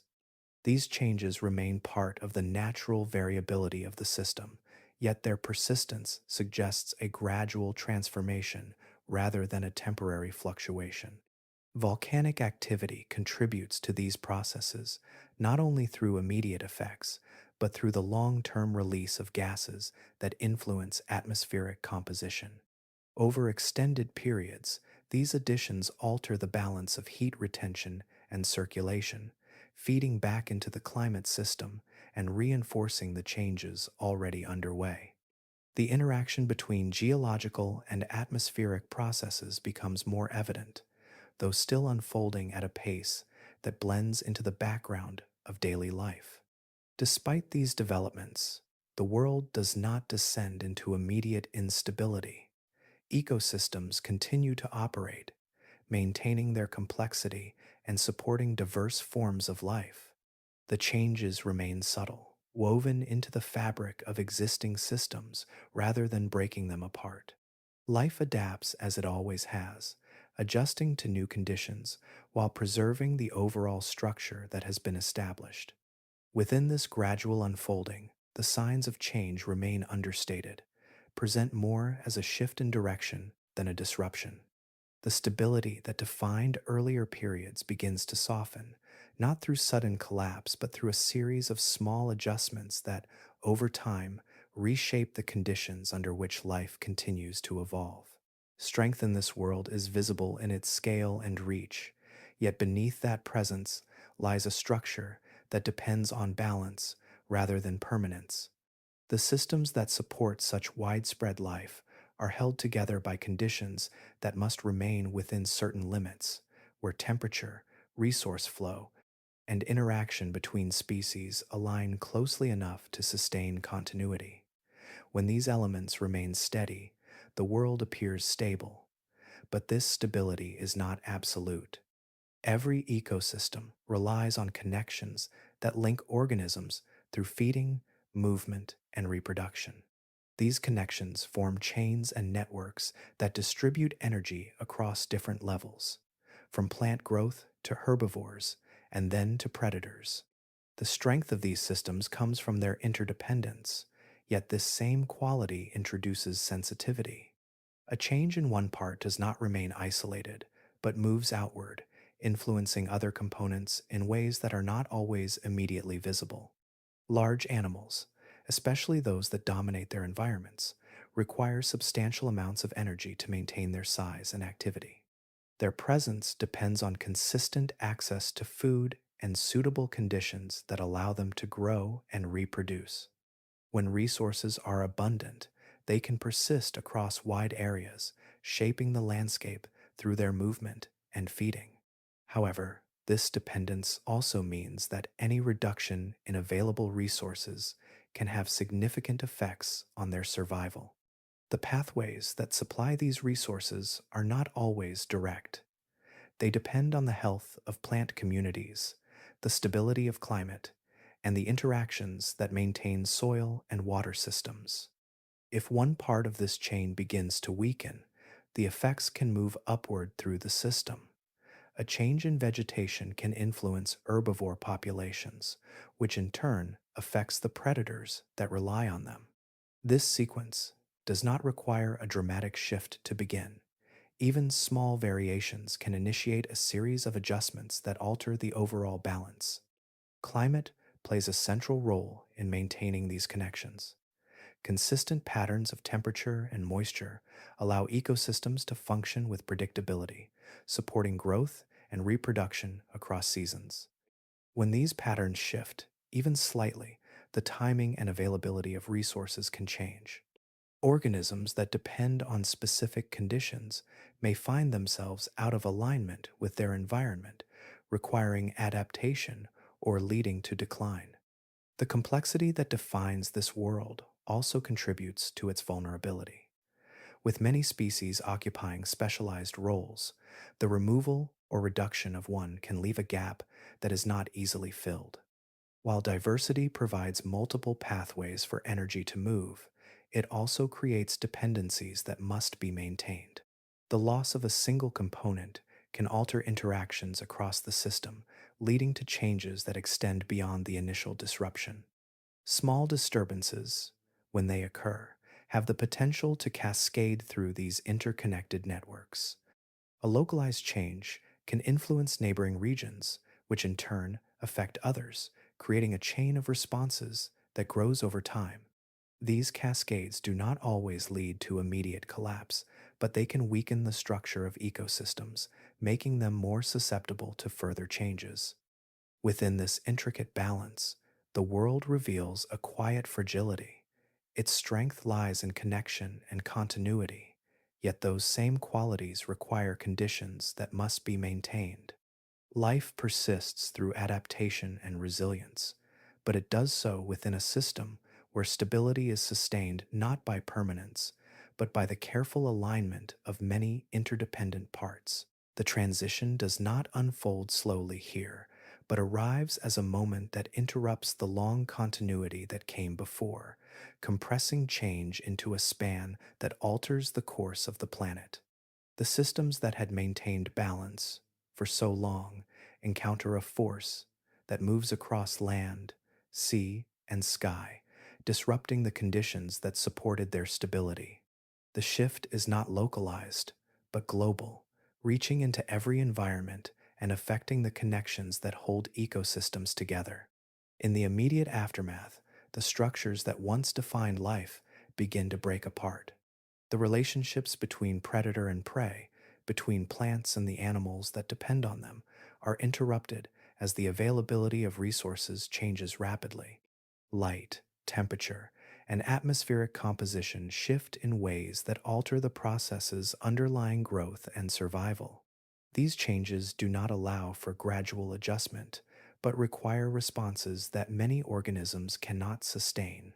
The largest and most specialized species are among the most affected. Their dependence on consistent conditions and substantial resources becomes a limitation when those conditions no longer hold. Without stable food sources or suitable environments, their populations decline quickly. The features that once supported their dominance, their size, their specialization, and their reliance on established systems now contribute to their vulnerability. As these dominant forms disappear, the structure of ecosystems is reshaped. Gaps appear where roles were once clearly defined, leaving spaces that are no longer filled in the same way. The absence of these organisms alters the flow of energy through the system, changing how resources move and how interactions occur. The world that had been built over millions of years begins to dissolve, not into complete emptiness, but into a state of reduced complexity. Amid this change, certain forms persist. Smaller organisms, those with broader tolerances and more flexible behaviors, find ways to continue. Their survival does not depend on narrow conditions, allowing them to adapt to the altered environment more effectively. These survivors carry forward traits that favor adaptability, resilience, and the ability to operate within changing systems. The transition that follows is not a return to the previous world, but the beginning of a different one. The survivors become the foundation for new ecosystems, where the balance will be rebuilt under new conditions. The processes that shaped earlier life continue, but they do so with a different set of participants and a different arrangement of interactions. Over time, these new systems grow in complexity, filling the spaces left behind and establishing new patterns of life. The forms that emerge are influenced by what has been lost and by what has endured, creating a continuity that links past and future without repeating the same structure. The planet does not reset, but evolves from the remains of what came before. Within this transformation, the Mesozoic world comes to an end. Its landscapes, its dominant species, and its long established systems no longer exist in the form they once did. Yet the elements that persist carry forward the history of that era, shaping the conditions that follow. From this point, the Earth begins to take on the characteristics that will define it in later ages. The foundations laid by survival and adaptation guide the development of new ecosystems, leading toward a world that, while different in form, remains connected to the deep past through the continuity of life that has endured through change.